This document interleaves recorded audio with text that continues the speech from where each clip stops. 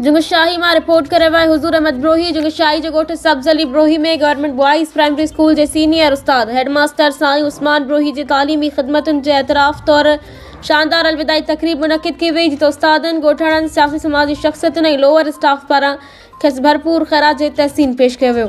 तफ़सील मूजिब कोहिस्तान जी वॾी आबादी रखंदड़ गोठ सब्ज अली ब्रोही में वाक़ई गवर्नमेंट बॉयज़ प्राइमरी स्कूल जुंगशाही के हेडमास्टर सीनियर उस्ताद साईं उस्मान ब्रोही जैं तालीम खाते में पंहिंजी डिघी ईमानदारी ऐं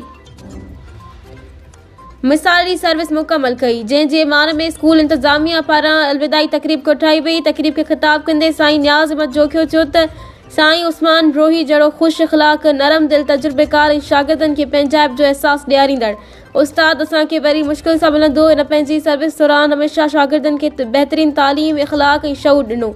उन मौके ते मुनव्वर नवाज़ ब्रोही साईं कादिर बख्श जोखियो समेत ॿियनि सियासी समाजी ऐं तालीमी शख्सियतुनि शिरकत कई।